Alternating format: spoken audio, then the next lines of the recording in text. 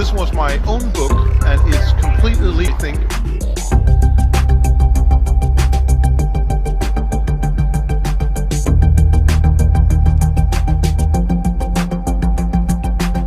Find truth about Muhammad who while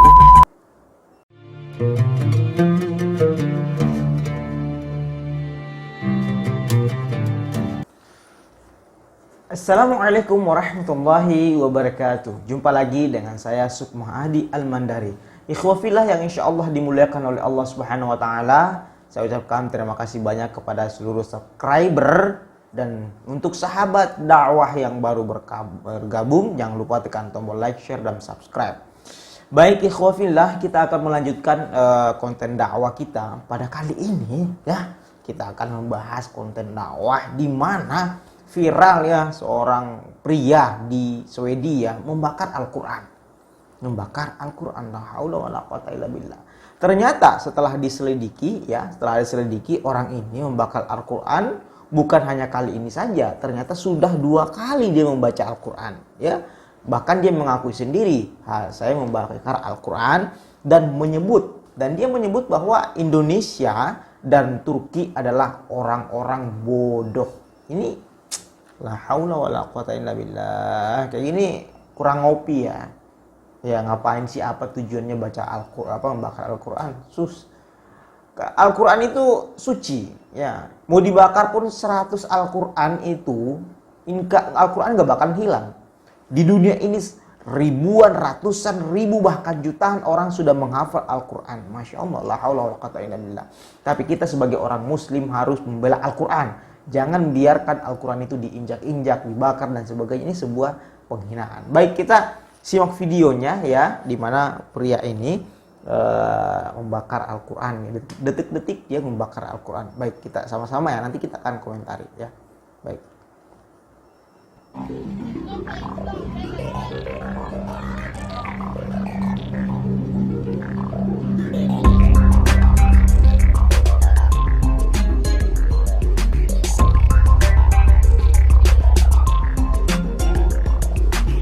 Yesterday in Stockholm, Sweden, I burned the Quran. This was my own book and it's completely legal to burn your own book in Sweden and also in Denmark. And since then, unfortunately, a lot of very angry people from Turkey and Indonesia and other places have written me messages threatening to harm me. That is very, very stupid. That means they have a very low IQ, I think.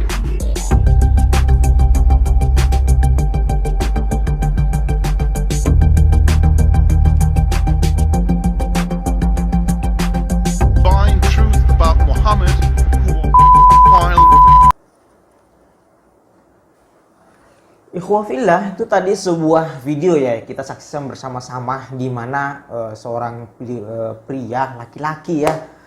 Ini kalau kita selidiki namanya Rasmus, seorang pria yang membakar Al-Quran ya, Al-Quran di Swedia. Ternyata dia juga adalah seorang politikus di Swedia. La haula wala quwata illa billah. Sungguh sangat disayangkan. Ada 3 poin ya, ada 3 poin tadi yang bisa kita tangkap dan harus kita tanggapin ya. Yang pertama adalah pembakaran Al-Quran pertama. Yang kedua adalah dia menyebut bahwa Indonesia dan Turki adalah orang bodoh ya. Mohon maaf ya. Kemudian yang ketiga adalah dia menghina Nabi Muhammad SAW dengan menyebut bahwa Nabi Muhammad SAW adalah pedops. Nah baik, mohon maaf ya. Kata-katanya agak kasar sedikit. Baik, yang pertama kita bahas pembakaran Al-Quran. Ya, membakar Al-Quran. Dia tadi mengatakan bahwa dia membeli Al-Quran itu dengan menggunakan duit sendiri. Dia beli sendiri, kemudian dia bakar sendiri, dan dia pakai sendiri untuk dibakar. Makanya dia bilang seperti itu. Makanya dia bilang tadi Indonesia adalah orang yang bodoh dan Turki adalah orang yang bodoh juga. Ya. Nah, logikanya seperti ini. Ya. Misalkan ini adalah sebuah Al-Quran ya, misalkan ini sebuah Al-Quran ya, mohon maaf ini contoh aja ya. Misalkan ini adalah sebuah Al-Quran, kita membeli Al-Quran, lalu Al-Quran itu hanyalah sebuah cover. Ini hanyalah sebuah covernya aja, dalam ada isinya kitab tulisan-tulisan makna-makna ini, tulisan Al-Quran ini berasal dari Allah Subhanahu wa Ta'ala. Isinya adalah petunjuk, hudan wa nur, ada petunjuk, ada cahaya yang terkandung dalam makna tulisan tersebut, ya.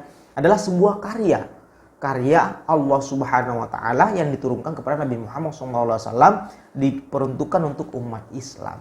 Jadi yang dia bakar adalah covernya semuanya. Nah, lalu dia mengklaim bahwa ini punya saya. Dia mengklaim isinya, covernya, semuanya. Dia mengklaim bahwa ini punya saya. Saya beli sendiri, uang saya pakai sendiri, saya bakar sendiri dan punya saya. Itu sesuatu yang tidak bisa dibenarkan. Ya. Contohnya ya, misalkan kita beli kaset DVD. Kita beli kaset DVD, kita sampai ke rumah, kita putar dan sebagainya. Di situ ada lagu-lagu semuanya. Lalu isinya kita klaim lagu-lagunya itu, kita klaim bahwa itu punya saya. Nggak bisa dong, karena ada undang-undang hak cipta. Ada yang penciptanya. Sama dengan Al-Quran. Pemilik Al-Quran adalah, pemilik isi Al-Quran adalah Allah Subhanahu wa Ta'ala. Jadi sangat tidak dibenarkan kalau dia mengklaim bahwa uang saya beli sendiri, saya bakar sendiri. Salah. Dia mengklaim bahwa itu seakan-akan milik dia, bahwa padahal Al-Quran itu adalah milik Allah Subhanahu wa Ta'ala. Jadi ini sangat sungguh menghina Al-Quran, menghina Allah Subhanahu wa Ta'ala sebagai pemilik Al-Quran. Ya, itu yang pertama. Yang kedua, dia menyebut orang Indonesia dan Turki adalah orang yang sangat bodoh. Izinkan saya ketawa. Rasmus ini adalah dia membakar Al-Quran 2 kali. Bukan sekali loh, 2 kali. Ini yang kedua kalinya dia bakar Al-Quran. Nah, dia ini termasuk orang yang sangat bodoh. Orang yang sangat bodoh. Ya. Membakar Al-Quran 2 kali itu sia-sia. Kenapa? Al-Quran, membakar Al-Quran 2 kali pun, bahkan 10 kali pun membakar Al-Quran, Al-Quran tidak akan pernah musnah dari muka di bumi ini. Dari dunia nggak bakalan pernah musnah. Dia sangat bodoh sekali. Kepikir nggak itu? Manfaatnya apa? Itu sia-sia. Bodoh banget sih menurut saya ya. Ya mohon maaf ya. Ini ya nggak memusnahkan, katanya mungkin tujuan dia untuk memusnahkan Al-Quran. Itu tinggalkan konyol, karena nggak bakalan Al-Quran nggak bakalan musnah. Al-Quran, penghafal Al-Quran itu banyak, jutaan di dunia ini sudah, umat Islam sudah menghafal Al-Quran. Masya Allah, sudah di kepala. Yang ketiga, ya, kalimat pedops. Kalimat pedops itu adalah kelainan seksual pada anak-anak, ya. Ini tadi dia menghina Rasulullah SAW dengan kalimat pedops, lalu dihubungkan dengan Rasulullah SAW. Ini salah kaprah, ya. Sekali lagi bahwa pedops itu adalah kelainan seksual pada anak-anak, lalu dihubungkan dengan Rasulullah SAW. Apakah cocok? Nggak ada hubungannya. Ingat ya, Rasulullah SAW itu istrinya banyak dan rata-rata janda, orang tua. Sedangkan pedops itu untuk anak-anak. Nah, sedangkan Rasulullah SAW menikahi janda. Rasulullah SAW menikahi janda untuk merangkul mereka, janda-janda miskin yang anaknya banyak, itu ditolong, dirangkul dengan dinafkahi.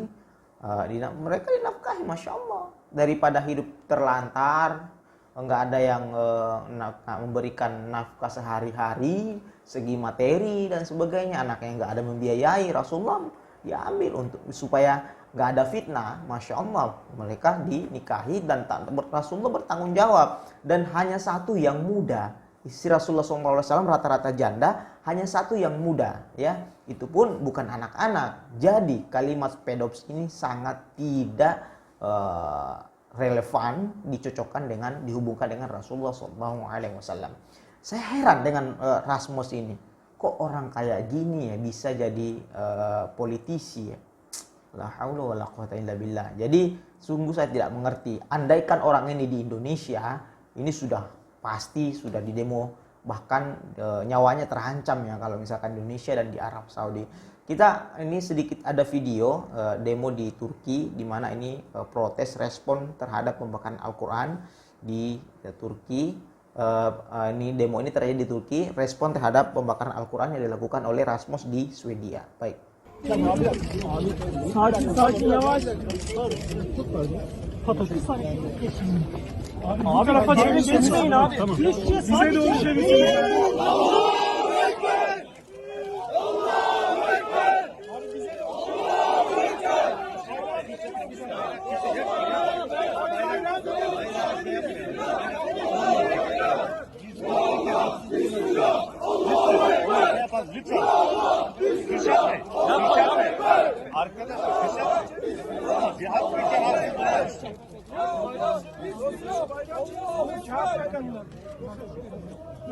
Arkadaşlar,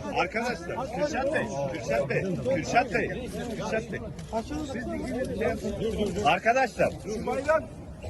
arkadaşlar, Kürşat Bey, bakın. Gel şimdi. Tekbir! Allahu Ekber! Kur'an'a uydurun, eller kırılsın!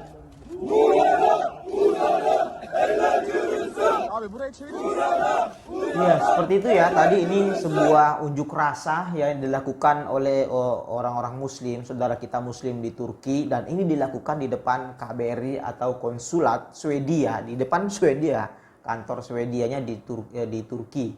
Mereka membakar bendera karena aksi pembakaran Al-Qur'an yang dilakukan oleh Rasmus ini bahkan disetujui oleh Swedia. La haula wala quwata illa billah, sungguh sangat disayangkan ya. Makanya kita mengutuk, saya secara pribadi orang muslim, dan saya harapkan semua orang muslim, mari kita mengutuk, mengecam apa yang dilakukan oleh Rasmus ini, dan yang menyetujui juga ini harus kita mengecam ya. Kita ini sungguh sebuah penghinaan terhadap umat Islam ya. Baik, saya kira seperti itu ya. Kita berdoa kepada Allah Subhanahu wa taala, mudah-mudahan agama Islam ini selalu membawa kedamaian buat kita semua, dan kita berdoa mudah-mudahan kita semua sehat walafiat, yang sakit mudah-mudahan cepat sembuh insyaallah, dan jangan lupa like, share, dan subscribe. Wabillahi taufiq wal hidayah. Wassalamualaikum warahmatullahi wabarakatuh.